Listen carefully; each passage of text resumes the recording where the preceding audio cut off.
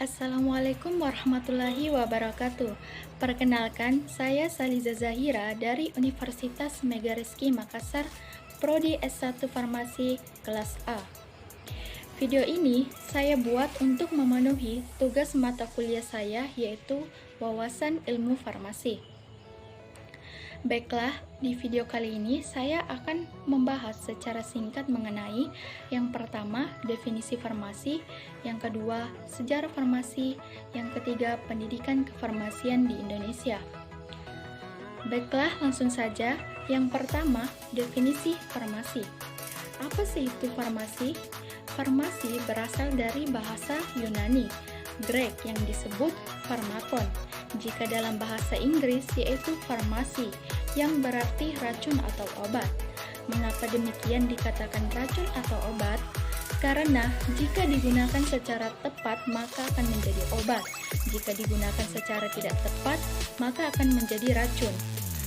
Farmasi merupakan suatu profesi di bidang kesehatan yang meliputi berbagai kegiatan di bidang penemuan, pengembangan, produksi, pengolahan, peracikan, maupun distribusi obat.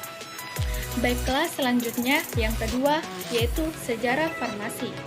Ilmu resep telah ada dan dikenal semenjak timbulnya penyakit. Dengan adanya manusia di dunia ini mulai muncul peradaban dan mulai terjadi penyebaran penyakit yang dilanjutkan dengan usaha masyarakat untuk berusaha melakukan pencegahan terhadap penyakit tersebut. Berikut adalah tokoh-tokoh yang berjasa dalam perkembangan kefarmasian dan juga kedokteran. Di antaranya, yang pertama, Hippocrates pada tahun 460 sampai 370 sebelum Masehi. Ialah dokter Yunani yang memperkenalkan farmasi dan kedokteran secara ilmiah. Hippocrates ini disebut juga sebagai bapak ilmu kedokteran.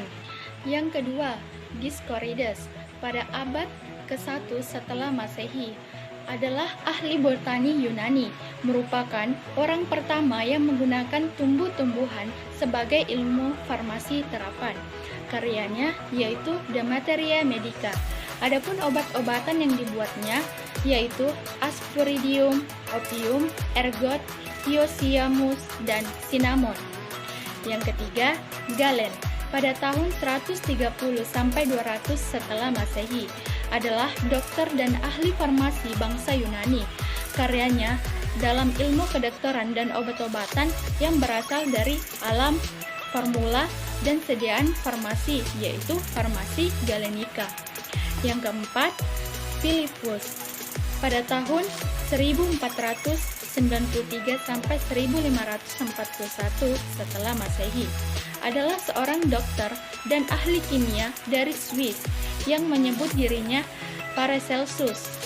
Sangat besar pengaruhnya terhadap perubahan farmasi, menyiapkan bahan obat spesifik dan memperkenalkan zat kimia sebagai obat internal. Ilmu farmasi baru menjadi ilmu pengetahuan yang sesungguhnya pada abad ke-17 di Prancis pada tahun 1797. Setelah berdirinya sekolah farmasi yang pertama di Prancis dan buku tentang farmasi mulai diterbitkan, seperti majalah, farmakope, maupun komentar-komentar. Kemudian, kemajuan di Prancis ini diikuti oleh negara Eropa yang lain, misalnya Italia, Inggris, Jerman, dan lain-lain. Di Amerika sendiri, sekolah farmasi berdiri pada tahun 1821 di Philadelphia. Sejalan dengan perkembangan ilmu pengetahuan, maka ilmu farmasi pun mengalami perkembangan hingga terpecah menjadi ilmu yang lebih khusus, tetapi saling berkaitan. Misalnya, farmakologi, farmakogenesis, galenika, dan kimia farmasi. Adapun perkembangan farmasi di Indonesia sudah mulai semenjak zaman Belanda, sehingga buku pedoman yang berlaku pada waktu itu berkiblat pada negeri Belanda. Setelah kemerdekaan, buku pedoman maupun undang-undang yang dirasa masih cocok tetap dipertahankan, sedangkan yang tidak sesuai lagi itu dihilangkan. Selanjutnya, yang ketiga, pendidikan kefarmasian di Indonesia. Yang pertama, SMK Farmasi, di mana SMK Farmasi dapat digeluti selama 3 tahun lamanya. Yang kedua, D3 Farmasi. D3 Farmasi dapat ditempuh selama 3 tahun juga. Setelah itu, dapat diberi gelar AMD Farm atau Ahli Madya Farmasi. Yang ketiga, Sarjana S1 yang dirancang selesai dalam 4 tahun dengan gelar Sarjana Sains atau SSI, Prodi Sains dan Teknologi Farmasi, dan Sarjana Farmasi atau SFAM.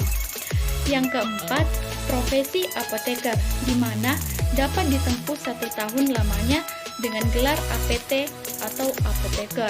Yang kelima, Sarjana S2 yang dirancang selesai dalam 2 tahun lamanya dengan gelar MFarm atau Magister Farmasi. Yang keenam, program dokter.